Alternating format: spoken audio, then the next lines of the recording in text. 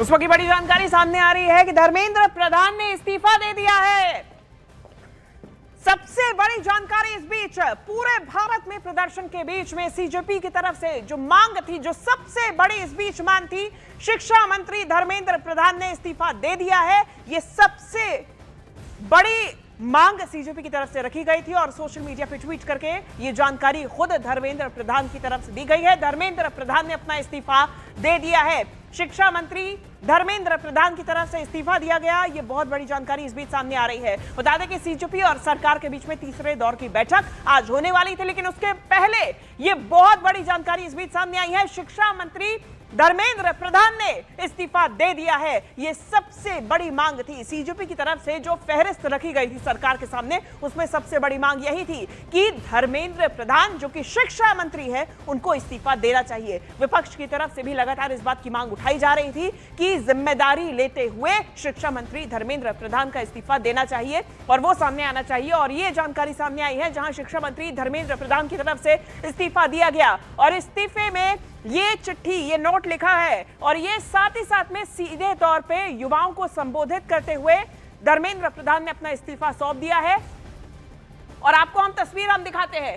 ये एक बड़ा सा नोट है और सीधा सीधा ये युवाओं को संबोधित है। धर्मेंद्र प्रधान की तरफ से जो इस्तीफा दिया गया उसमें क्लियरली लिखा है, मेरे युवा साथियों, यानी कि युवा जो पूरे देश में इस वक्त प्रदर्शन कर रहे हैं, खासतौर पर राजधानी दिल्ली में जो प्रदर्शन देखने को मिला, सीजेपी का प्रदर्शन देखने को मिला, सीधे उनको संबोधित करते हुए उन्हीं की मांगों पर ये इस्तीफा सामने आया है। ये जो खत है, ये पूरा खत है, ये धर्मेंद्र प्रधान की तरफ से ये पोस्ट किया गया है। उन्होंने सीधे तौर पर लिखा कि मेरे युवा साथियों, मैं पिछले 4 दशकों से अधिक समय से छात्र, शिक्षक और शिक्षा सुधार के लिए समर्पित रहा हूं।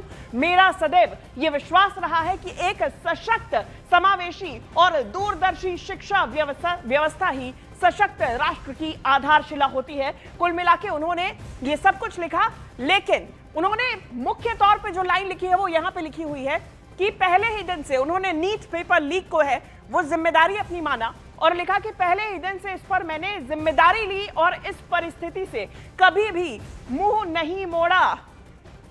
हम ज्यादा जानकारी लेंगे, मेरे वरिष्ठ सहयोगी अमिताभ सिन्हा हमारे साथ जुड़ चुके हैं। अमिताभ जी, बहुत बड़ी जानकारी है, ये इस्तीफा सामने आ गया है। सीजेपी की सबसे बड़ी मांग यही थी।